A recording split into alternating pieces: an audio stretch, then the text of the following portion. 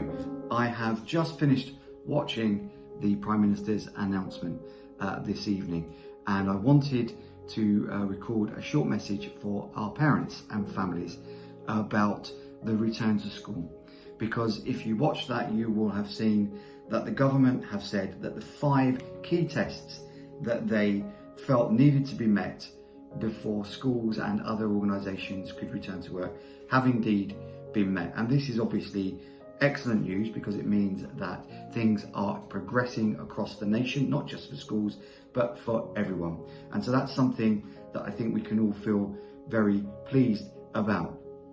You'll be aware, parents, that I wrote to you the back end of the last week of half term, and on Friday you received a very, I hope, useful guide that was as detailed as I could make it about our plans for going forwards into this next stage of reopening. And of course, it affects some families more than it affects others, in as much as physically being able to come into school, but it affects the whole community. And so this message is to all of our parents, whether your children are in a year group that can return or not. So I would ask that you spend some time listening to this and then follow some of the actions that I'm asking you to do. The first thing I want to say is that that document has been an attempt to give as much detail as I possibly can with my team to all families around our provision from the 2nd of June onwards. And it's really, really important, as I said in my opening letter, that everybody reads it. Now, why am I saying this? Well, we've had a number of different emails and questions that quite clearly show that the document hadn't been read. And so it's really important that you spend some time, quiet time, looking through it all so you understand the different steps that are being taken. It's also really, really important that in my opening letter, you will see that I said quite boldly, literally in bold, that we all need to be prepared to be flexible. This is something that we have planned for very, very thoroughly. But inevitably, there will be elements of the practical application that we will only really fully appreciate once we are on the ground and delivering to our returning pupils. And so within that space, I need everybody in our community, parents. I'll be talking to pupils about this in an assembly later in the week, but also as well our staff. That inevitability around flexibility is crucial. And so as you read that document, which gives, I hope, a very, very specific set of instructions, be prepared that they may have to change. We will, of course, communicate those as effectively and as immediately as is possible. Now, the other thing that I want to say is that the rules around drop-off, about what can be brought in, about social distancing on site, all of those things apply to everybody. There's no special opt-out. It applies to all of us. And I really need to emphasise that, because it's going to be a challenge working under these new guidelines from the government. But we'll do it.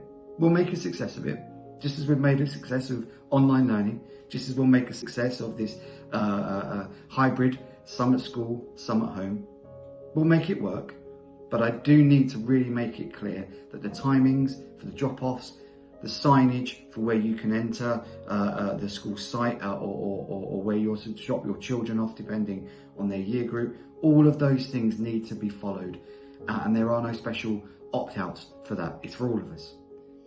Now, for some of you, your children may have expressed already a sense of anxiety. Perhaps you've articulated that yourself. You would be with the whole nation in this discussion around returning schools and other organisations as well. And it's fair to recognise that anxiety. And so what I would say to you is that if your children who are returning are feeling anxious, rather than shut that down and say, oh, it'll be fine, please enable them to articulate their concerns and show them the documentation.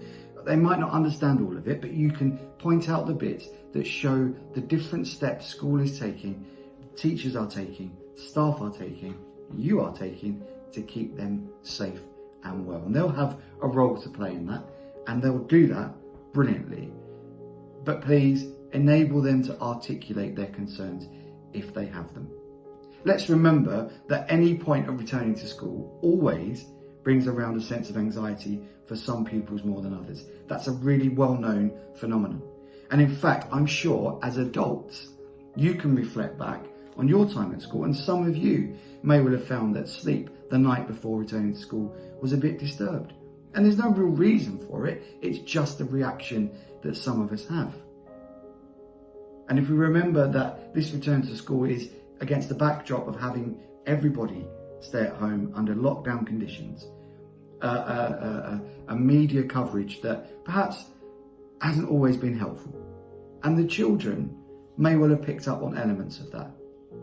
Now, my team on site will be there to really reassure, to really make sure that the children feel safe and secure, and that they understand the different ways that we're going to work. And to that end, my team on site are going to be making videos for the specific year groups, which they'll send through in the afternoon of Monday the 1st of June.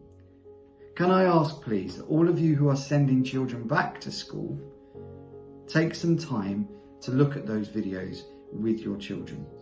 Obviously, as conditions change and the government makes further announcements, and at the moment I have no insider knowledge about that any more than anyone else, we will obviously adapt, and we will obviously communicate with everyone in our community about the next steps. I guess that goes back to my point about being flexible, which I made a little earlier. So reassure the children, don't bury the anxiety, but reassure them that the school, the staff, the team working around it, and yourselves are all doing everything that we should do, following the government guidance, so that they can return safely and happily under different circumstances, yes, but still they can return to a place where they can feel less anxious than they did before. So please do talk to them about that.